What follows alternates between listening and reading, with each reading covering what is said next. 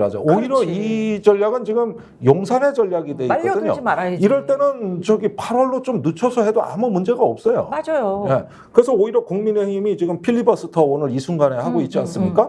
그래서 최상병 특검법을 회부 못하게 하는데 이거 민주당 도와주는 거야 이게. 그래 그냥 떠들라 그래. 예. 자기들 집안 단속이나 잘하라 그래. 그러니까 이런 면에서 시시각각으로 정치 상황은 변하니까 그런 것들을 잘 모자익을 해서 이걸 관리해 나가는 건 정당의 실력인 거지. 일단은 받들겠다는 어떤 그 태도부터 보이고 그렇게 어떤 시민의 뜻에 우리는 함께 하겠다. 네, 이런 모습을 네. 좀 보여주시면 돼요. 어쨌든 근데 개혁신당의 허은하 대표가 또 뭐 우리는 탄핵 관련해가지고 절차적 정당성이 결여되는 것은 반대다 뭐 이런 얘기 하는 게 조금 스탠스가 조금 저는 좀 이상하다고 생각하는데 그 부분은 한번 좀 어떻게 생각하세요? 그러니까 지금 탄핵이라든가 이런 부분에 대해서는 개혁신당이 오래전부터 아예 거리를 두고 있는 행보는 매우 뚜렷합니다. 그러니까 야당으로서 역할은 잘하겠다 그러면서도 어떤 국정의 혼란이나 공백에 대해서는 계속 우려하는 발언만 내보이고 그렇죠. 있거든요. 네.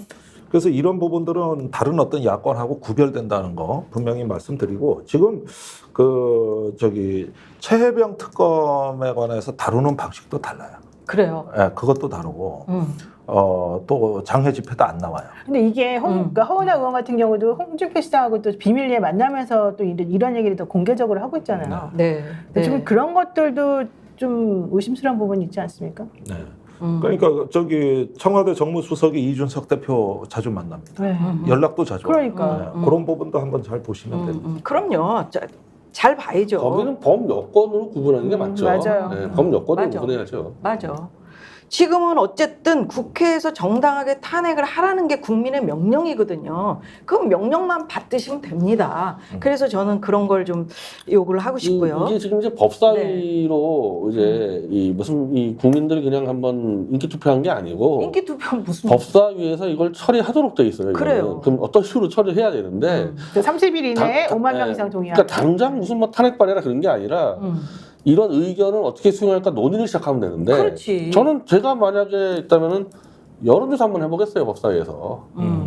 정말 이 탄핵에 대한 국민 여론이 어떤지 정밀한 여론조사를 민주당 차원이 아닌 법사위 차원에서 한번 하면은 대통령도 좀 정신 차려야 될 거 아닙니까? 어쨌든 저는 정신 못 차릴 거라고 생각하지만 그 여론조사 결과도 윤석열한테 주기도 하고 그래가지고 최소한 국민들의 분노를 수용하는 자세는 보여줘야 되는 거죠 이게.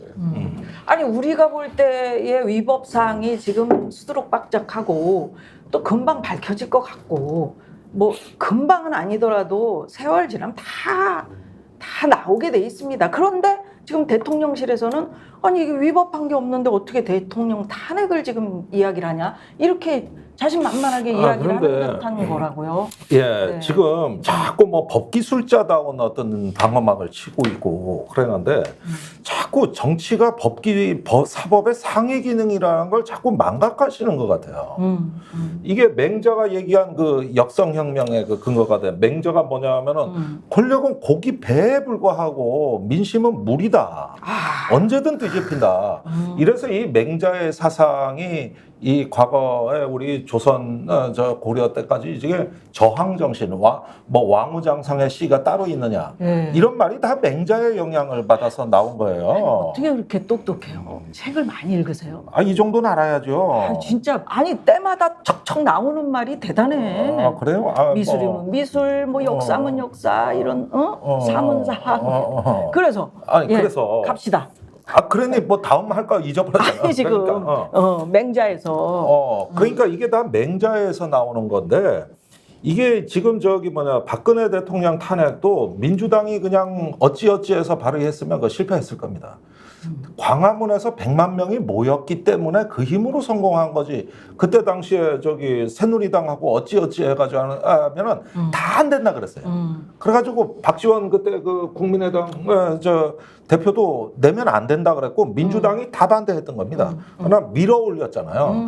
지금은 이것을 밀어 올리는 양상, 시민이 아래로부터의 이제 그 일렁이는 어떤 파도의 고깃배가 지금은 간당간당 하는 겁니다. 네. 그러니까 이런 거는 민주당이 이러쿵저러쿵 할 문제가 아니에요. 정치의 주권자가 누구인가를 재확인하는 시간이고 네. 대한민국은 민주공화국이다. 네. 예, 이런 어떤 그 순수성을 담보하고 있다는 거 이걸 분명히 말씀드리고 여기서 늦어지면 광장이 말을 합니다. 네. 광장은 정당의 광장이 아닙니다. 시민의 광장입니다. 그래서 그런 부분에서 우리는 여러 가지 역사적 경험이 축적돼 있다는 거 이런 부분들 보면은 이거는 뭐랄까 어떤 공세 카드로 쓰고 말고 할 문제가 아니에요. 예. 그럼 예. 민주당도 똑같이 심판받아요. 근데 근본적으로 대통령의 위법사항을 확정 직후 탄핵하는 것은 현재 법 체계에 맞을 수가 없는 게 네. 대통령 형사소추가 지금 면제되고 있어요. 면책되고 있어요. 그러니까 대통령이 기본적으로 대통령 범죄 맡기려면 수사가 들어가야 되는데 네. 대통령 수사 안 받을 권리를 갖고 있어요. 그럼 어떻게? 수사를 안 받는 건 아니고 이제 소추만 안 되니까. 근데 이제 그게 원래는 이제. 수사 안 받는데 그 사실 수사를 한 게 윤석열이에요. 박근혜 때. 그 사실 박 대통령 수사를 뭐 해서 뭐 압수수색 같은 것들 뭐 더 막고 해갔기 때문에 정상적인 수사가 안 되지 않습니까? 현 대통령 내에서. 네. 그러니까 어떻게 범죄를 확정하냐고 수사가 안 되는데. 그래서 결국 현 제도에서는 탄핵은 정치적 판단일 수밖에 없는 거고. 어마어마한 정말 뭐 그때 노무현 대통령 때 현재에서는 탄핵하려면 뇌물죄 정도 돼야 된다고 얘기를 해놨는데 실제로 박근혜 탄핵 때 헌재에서는 뇌물죄 얘기가 빠져 있습니다. 왜냐하면 네. 수사가 안 됐기 때문에.